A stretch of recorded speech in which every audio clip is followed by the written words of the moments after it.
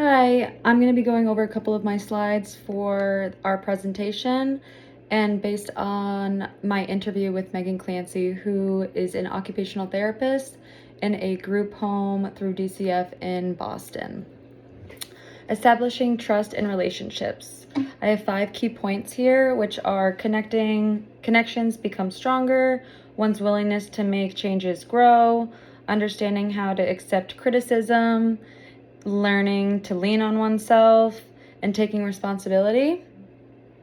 One thing that I really learned from my interview was how much Megan acknowledged the importance of being able to lean on team members and people you work with, especially when the rules and responsibilities of the job that she does personally are and can be mentally taxing at times. I have a better understanding now of how developing work-related friendships and relationships can not only help you in the work that you will be doing, but to everyone around you as well. When there is a trust between leaders and followers, as well as other staff, individuals are more willing to make changes that may be needed, allowing one's ego to be set aside.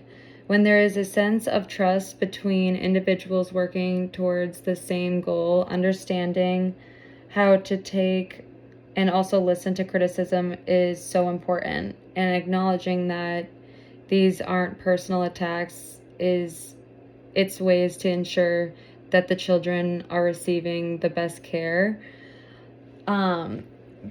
If you're able to put your ego aside and take and listen to criticism that is about the work that you're doing, not only will people respect you better, but you will be able to think with a clear head and understanding that if you are being given information about how to do your job better or how to be a better leader, that isn't a personal attack and that has nothing to do with you as an individual, but insight to how you could help things run better, productivity to be higher, overall help, in this situation, help the kids with specific needs.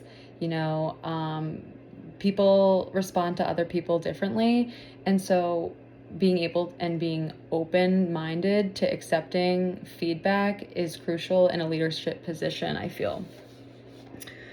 I also now have a better understanding of how taking responsibility is crucial. If you're not able to defend your actions or your decisions, then you are not being a good leader. What you do from there will determine how well you are able to handle situations that come your way.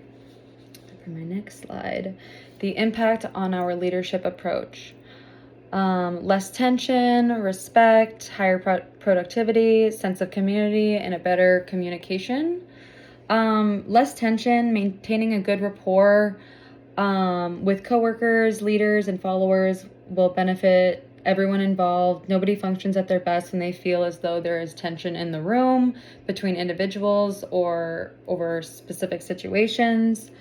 Respect goes both ways, as we all know, but as leaders, it is essential to create an environment where everyone understands that respect is the main priority, because without it, nothing really will work. People won't get along. There will be, feelings of miscommunication, and there needs to be respect when trying to put forth our best work. Sense of community. It's important to understand the people you are leading these are also most likely the people that you are working with on a day-to-day basis. So having good connections and good relationships with them will go far. It's important to make the efforts to not only get along, but to feel as though you can reach out to these people and lean on them for whatever reason. Better communication. When people feel comfortable to speak openly and professionally, not only will work get done faster, but the quality of the work being produced will be better. Higher productivity. Through this leadership approach, leaders and followers will be able to put their best foot forward and be able to work productively and effectively. And that is all I have for my slides. Thank you for listening.